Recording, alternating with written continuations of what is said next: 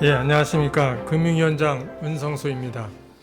올해는 문재인 정부 출범 5년차가 되는 해입니다. 그동안 발표된 정책들을 현장에서 차질 없이 집행하여 국민들께서 체감할 수 있는 성과를 창출하는 것이 무엇보다 중요한 시기라고 생각합니다. 이러한 인식을 바탕으로 금융위원회는 금년도 금융정책 비전을 위기를 기회로 바꾸는 금융, 새로운 도약의 계기를 창출하는 금융, 국민과 함께하는 금융으로 정했습니다.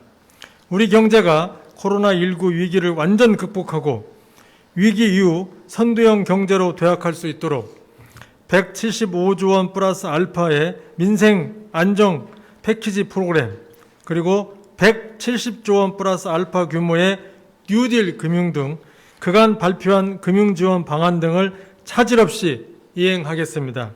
아울러 국민들께서 금융거래 시 예전보다 한층 더 편리해지고 두텁게 보호받고 있음을 체감할 수 있도록 디지털 금융혁신 및 금융소비자 보호 정책 등을 흔들림 없이 추진하겠습니다. 상세한 업무 계획을 말씀드리기에 앞서 지난 4년간을 뒤돌아보면 우선 금융위는 코로나19 대응 등 금융 시스템을 안정시키는 데 최우선적으로 노력하였습니다. 코로나 피해 소상공인 중소기업의 긴급한 자금 수요 해소를 지원했습니다. 현황기업 부실, 가계부채 등 잠재 리스크 요인도 지속 관리해 왔습니다.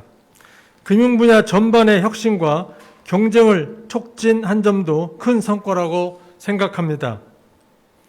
규제 샌드박스, 오픈뱅킹, 마이데이터 산업 등 금융혁신이 확산될 수 있는 인프라를 구축하고 인터넷 전문은행, 보험사 및 부동산 신탁사 등을 새롭게 인가하여 건전한 경쟁을 유도하였습니다. 최고금리 인하, 금융소비자 보호법 제정 등 금융의 포용성 제고를 위한 정책들과 금융복합기업 집단감독법 제정 등 공정한 금융환경 조성을 위한 정책들도 지속 추진해 왔습니다. 그러나 앞으로 더욱 분발해야 할 부분도 있습니다. 코로나19 대응 과정에서 불가피하게 증가한 유동성이 뉴딜, 혁신기업 등 생산적 분야로 흘러가도록 더욱 노력하고자 합니다. 디지털 금융 확산, 저금리 지속 등 가속화되고 있는 금융환경 변화에 맞춰 금융규제와 감독, 관행도 적극 개선해야 합니다. 사모펀드 불안전 판매와 같은 소비자 피해가 다시는 발생하지 않도록 보다 견고한 금융 소비자 및 투자자 보호 장치도 마련해야 할 것입니다. 2021년에는 그간의 정책 기조를 일관성 있게 유지하면서 국민들이 변화를 체감할 수 있도록 구체적인 성과를 창출해 나가겠습니다. 미흡하다고 지적받은 점들은 적극 보완해 나가겠습니다. 첫 번째 과제는 코로나19 금융지원 지속 및 잠재 리스크 관리입니다.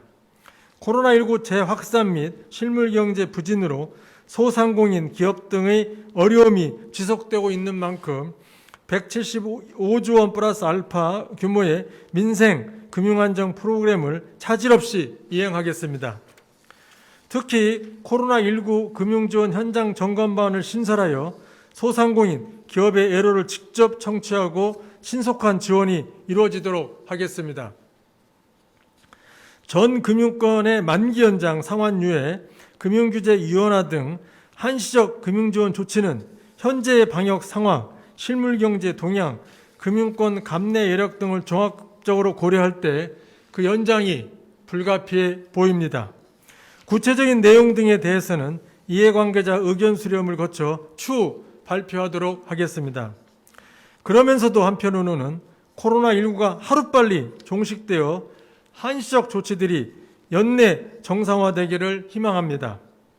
동시에 코로나19 대응 과정에서 불가피하게 증가한 가계, 기업 부채 등 잠재 리스크가 우리 경제에 부담으로 작용하지 않도록 세심하게 관리해 나가겠습니다. 가계부채 증가 규모를 축소해 나가되 장기적 시기 하에 적정 수준으로 관리하여 연착륙을 도모하겠습니다.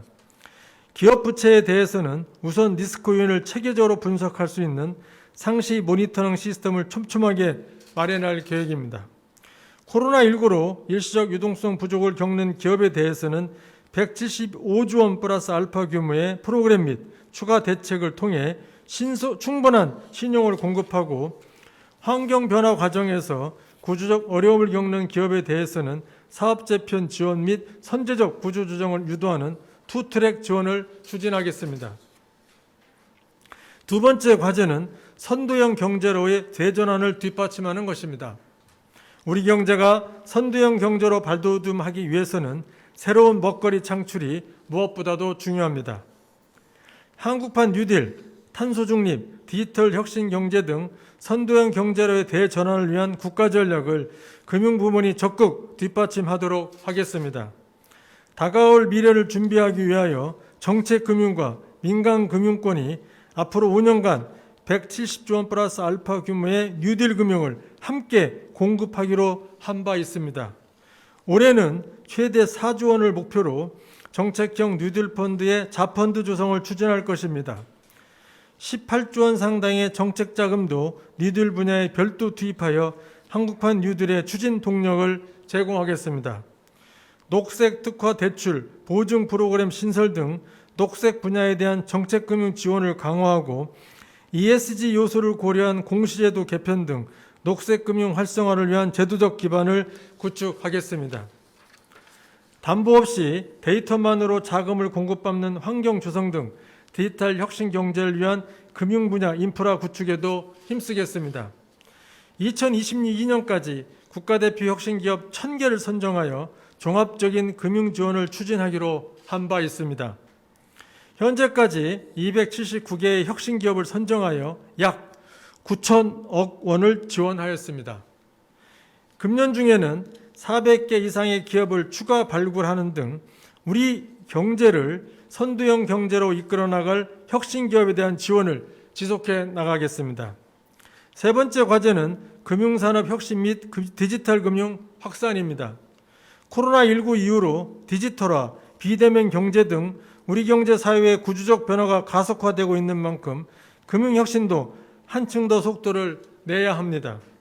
새롭게 성장 중인 핀테크 산업이 확고히 뿌리내릴 수 있도록 핀테크 기업에 대한 금융, 비금융 지원을 강화하고, 비대면 신원 확인, 인증기준 마련, 오픈뱅킹 고도화 등 편리하고 안전한 비대면 금융 인프라도 지속 확충하겠습니다.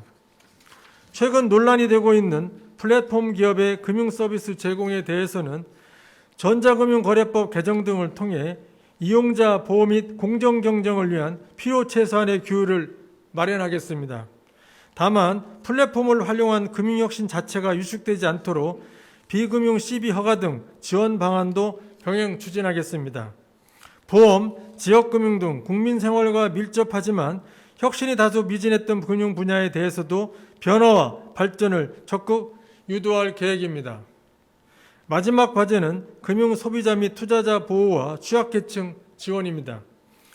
올해 하반기부터 법정 최고금리가 24%에서 20%로 낮아질 예정입니다. 이 과정에서 서민들이 제도권 금융 이용에 어려움을 겪지 않도록 정책 서민금융 공급을 확대하고 민간금융회사의 중금리 대출 확대를 유도하겠습니다. 자본시장 신뢰 회복을 위해 공정하고 투명한 투자 환경 구축 및 개인 투자자 투자애로 해소 노력을 지속하겠습니다. 불법 공매도에 대해서는 최근 법 개정을 통해 주문 금액까지 과징금과 1년 이사의 징역 등 형사처벌 부과가 가능해졌습니다. 불법 공매도를 적발하기 위해 거래소 및 증권사 차원에서 이중으로 전산 시스템도 구축하고 있습니다.